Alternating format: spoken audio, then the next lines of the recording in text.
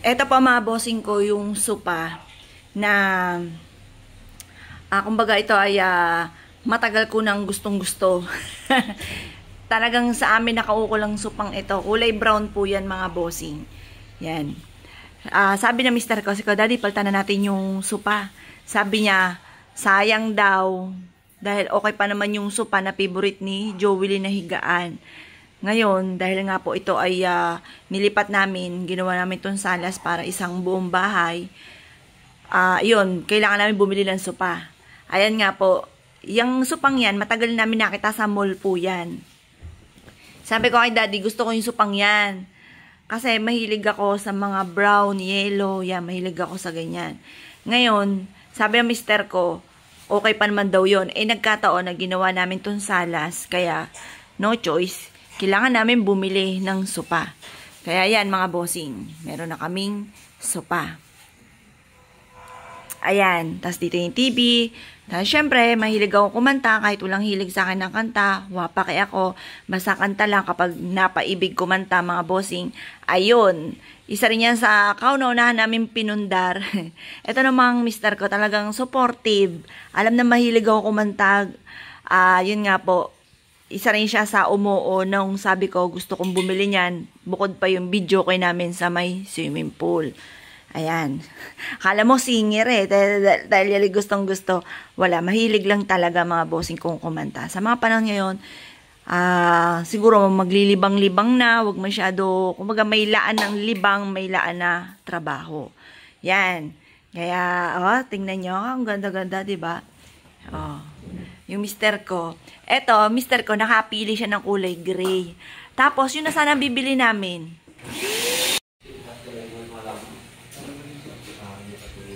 Ito pa mga bossing, bumili po kami ng sopa para dito sa salas namin.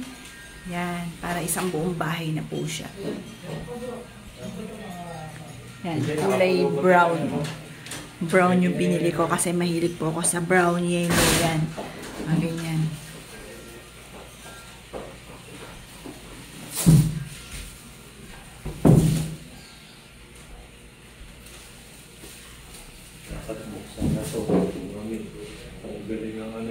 Oo, tatanggalin para makita.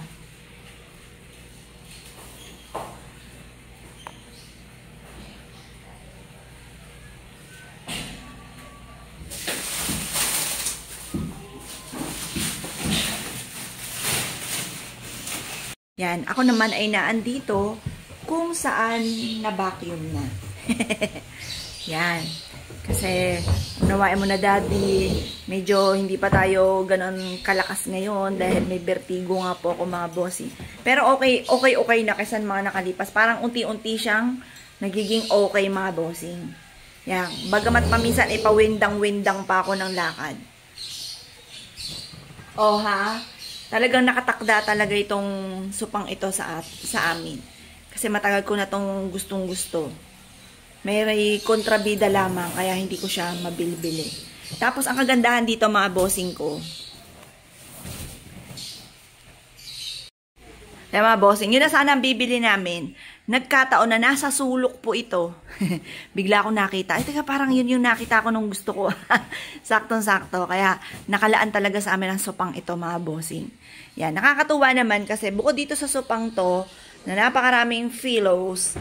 Pero yung pillows na yan, nakakasikip yan ng sopa sa totoo. Tinatanggal ko yung mga pillows nung ibang sopa namin. Kasi hindi ako makahiga ng maayos. Hindi ko mapil yung lapad ng sopa, mga bossing. Di ang bait ng mister ko. Ngayon, habang ikaw ay naandyan, ang kagandahan lang, ito atang maliit doon, yung malalaki dito. Yan, kagandahan, ang dami niyang sopa mga bossing. Ito, sopa din yan, sopa din yan. Hindi siya center table mga sopa din yan. Maraming mauupuan ng mga bisita. Yan, char, yan. Maraming mauupuan. Kasi dito, kapag may bisita kami, diretso doon sa may swimming pool, doon kami nag-entertain. Yan, pwede dyan. Yan. Magaling ka naman mag-ice-ice ng ano eh. Ayan, bahala na ang bisita kung saan niya gusto umupo. Yan, ang daming sopa, mga bossing.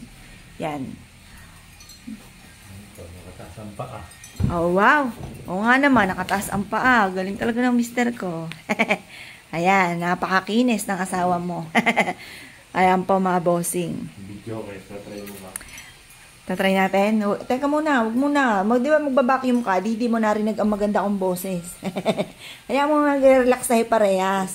Sabay tayong kumanta, daddy. Yan. Itong mister ko, hindi siya ganong mahilig kumanta. Kaya nung minsan napilit ko yan, todo sumbat sa akin. Ba't ko daw siya pinilit pang kumanta? Yan. Hindi kaya ito yung display nila.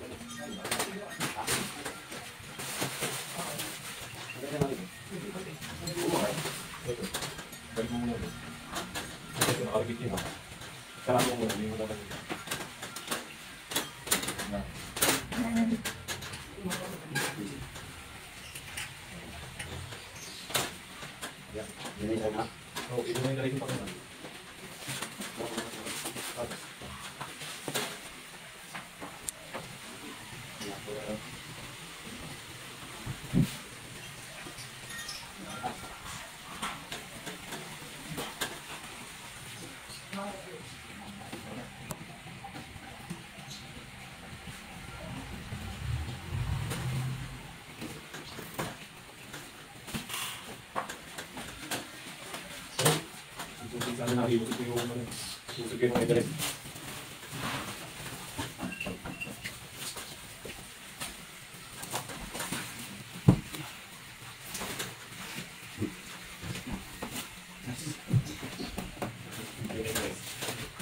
Ito dito sa medyo maliit na. Dito siyang banda. Tapos, dito yung medyo malaki.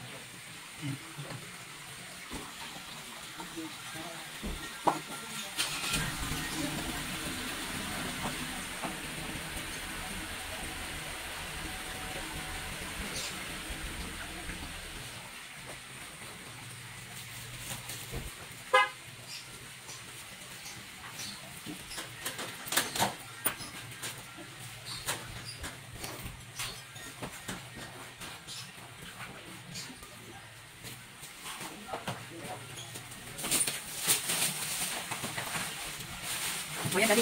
Malaki to. Hindi mo nakikita, ano? Tapos dito yung maliit. Kaya parang hindi siya lumihin. Oh, parang puti-puti ng kamay ko.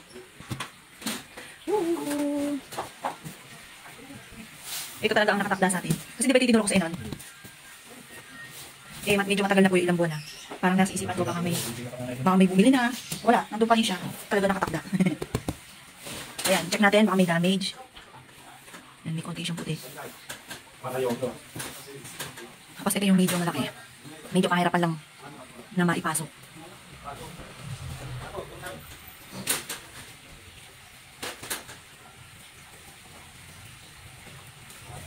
Kaya tumulong na yung mister ko.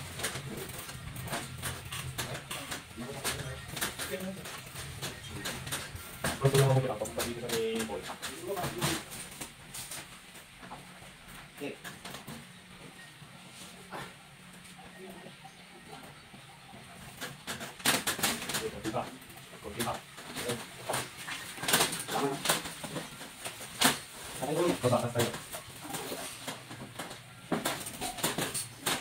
Ya tayo.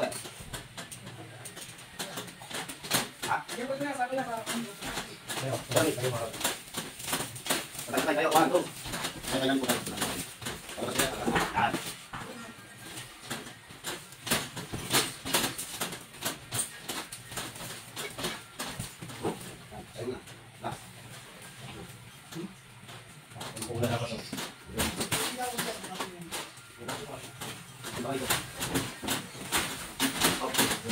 Kita niya, papuntayan. Yun. Kaya mo. Wala na. Wala. Wala. Hop. Buti pa yung haba. Lagi. Hindi ako kanan. Oh. Diba?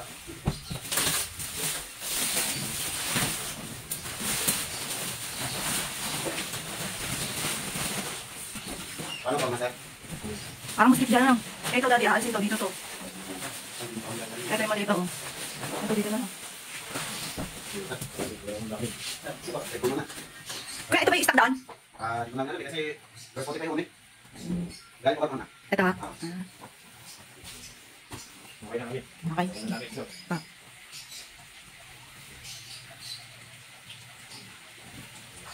Ito yung